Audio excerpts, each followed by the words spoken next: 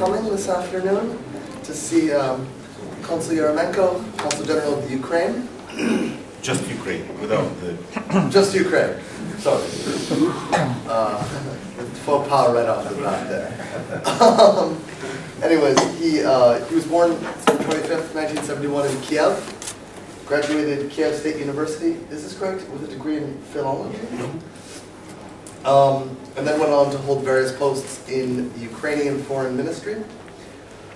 He's also previously served as the Consul General in New York.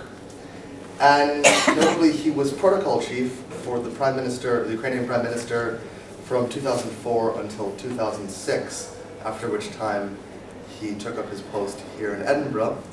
If you'll all please join me in welcoming Consul Bohdan Yaramenko.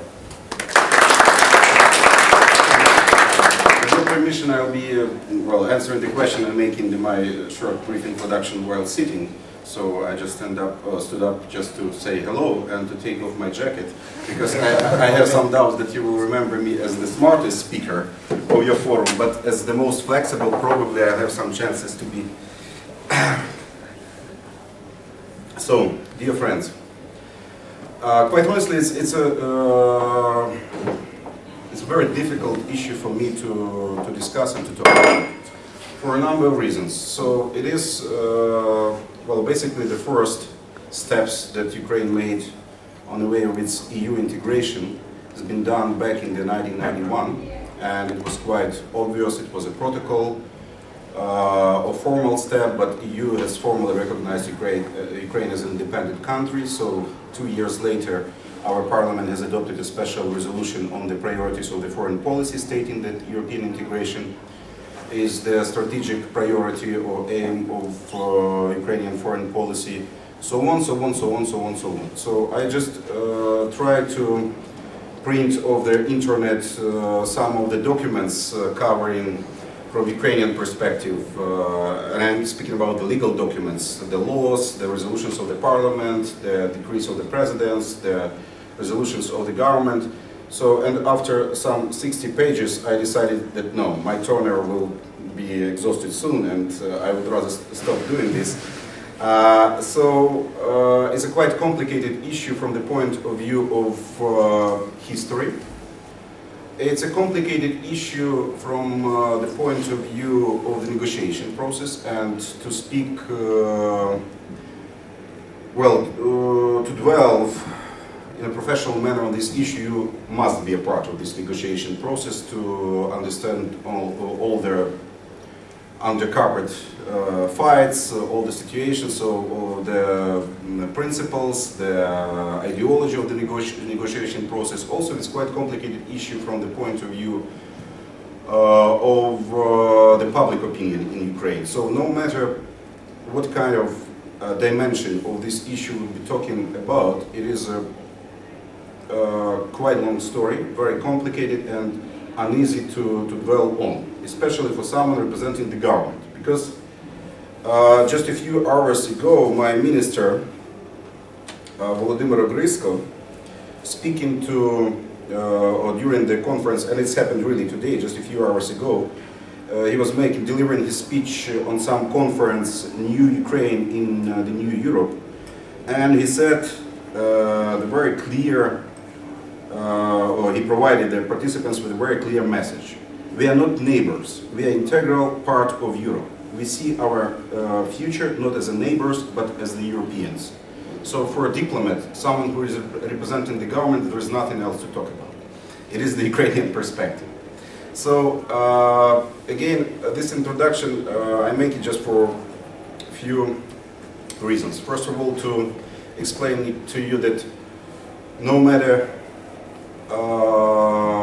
how many efforts I'll pay to cover all of the issues involved, and no matter how informed I am, and no matter how long are we ready to sit here and to discuss this issue, it will be practically impossible to discuss it in the very detail. At the same time, another complicity of this situation for me is that I will try not to be just a lecturer or representative of the government, but I'll try to be an Ukrainian expert from your perspective, who is much more flexible than the representative of the government on discussing something, on providing you with some information. So I hope that we will keep it as the free and open dialogue, and not as the meeting with the representative of the government who is providing you with some official position and some official statements. And I would appreciate if you will understand that speaking on some issues or maybe answering some questions, I will be crossing some lines, trying to be honest with you. So, the message is clear. Speaking about again, in my introductory remarks, and speaking about the time we're ready to spend here, I forgot to say how grateful I am for your lunchtime. And so I do apologize that the only time we found to meet with you was during your lunchtime, so I'll try to compensate it with some new and fresh information from Ukraine. So again, the political statement of the Minister of Foreign Affairs, and he is, according to Ukrainian legislation, there are only 3 persons in my country who are authorized to make the statements on behalf of the country and nation. Those are the President, the Prime Minister, and Minister of Foreign Affairs. Is quite clear. So we do consider themselves to be a part of Europe, of European culture, European civilization, and for this reason we see ourselves as the potential future members of the European Union. Speaking about the history of this issue from the Ukrainian perspective, again, I'm already started explaining you the very first initial steps of the negotiation process, but it's probably worth of saying I'm not going to read this document because it's something you could find on the website of the Ministry of Foreign Affairs of Ukraine, probably in English as well. I would rather say a few words or provide you with a few sketches.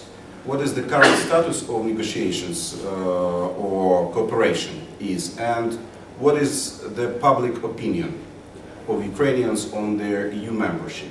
So it will be just sketches, nothing else, and then it will be up to us to develop the discussion and to develop this issue further. So, back in 1994, Ukraine has signed the Partnership and Cooperation Agreement with the European Union. So this agreement